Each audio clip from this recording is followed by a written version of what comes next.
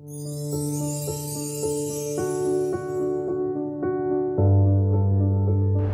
2018-19च्या शेवटी तुमच्या मुख्याध्यापिका यांनी एक मीटिंग घेतली शेवटच्या वेळी आणि त्यांनी सांगितले की 2019च्या सुरुवातीपासून आपल्याकडे कोटक एज्युकेशन फाउंडेशन आपल्याबरोबर काम करणार आहे। मग 2019 पासून सुरुवातीपासूनच आमच्याकडे SLDI सुरुवात झाली पहिल्या वर्षी। नंतर मग DLS आलं।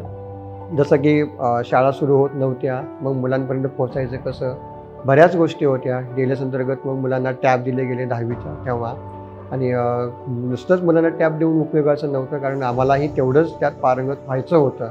यासाठी KEFने आम्हालाही OTeach अंतर्गत बऱ्याच गोष्टी आम्हाला शिकवल्या। DLSमध्ये एक सवय आम्हाला लागून गेली होती की नवीन काहीतरी एक्सप्लोअर करायची।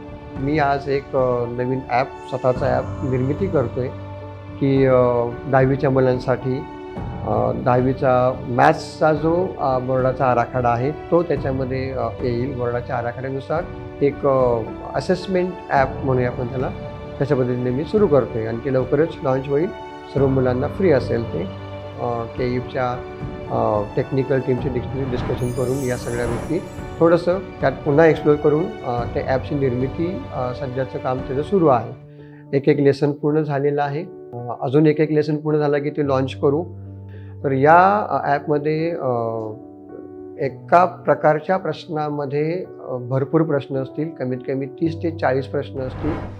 तर हे इव्हॅल्युएशन करण्यासाठी शिक्षकांनाही सोपं जाईल। त्यातून प्रश्न देऊन मुलांना ते प्रश्न करून या, त्याचा सराव ते मुलं घरी करतील त्यांच्या मोबाईलमध्ये ॲपमध्ये, आणि तेच पुन्हा सराव इकडं त्याच्यातून काही इव्हॅल्युएशनसाठी शिक्षक वर्गामध्ये विचारतील। जास्तीत जास्त प्रश्न सोडवण्याचा सराव होईल आणि नक्कीच याचा फायदा मुलांना त्यांच्या गुणांमध्ये वाढ होण्यासाठी होईल बोर्डाच्या, आणि शिक्षकाने त्यांचं इव्हॅल्युएशनचं एक फॉर्मॅट तयार करण्याला या प्रश्नांचा उपयोग होईल। हे ॲप जरी मी माझ्या शाळेतल्या मुलांचा विचार करून करत असेल तरी देखील ते थोडंसं पूर्ण महाराष्ट्रापर्यंत पोहोचेल जाईल असा विचार आहे। जसं इव्हॅल्युएशनची मेथड बदलेल, कारण हा माझा ॲप जो आहे तो असेसमेंट एज्युकेशनल ॲप आहे आणि नवीन एज्युकेशनप्रमाणे धोरणाप्रमाणे जसं त्यात बदल केले जातील तसं त्यावेळी या ॲपमध्ये अपडेशन दिलं जाईल।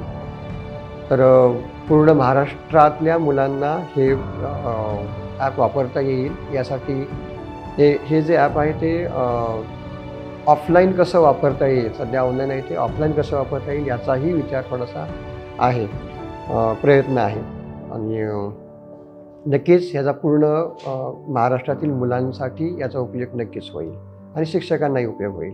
हे सगळं क्रेडिट मला वाटतं DLS अंतर्गत ज्या गोष्टी मी शिकलो त्यामुळे KEFला मी देऊ इच्छितो।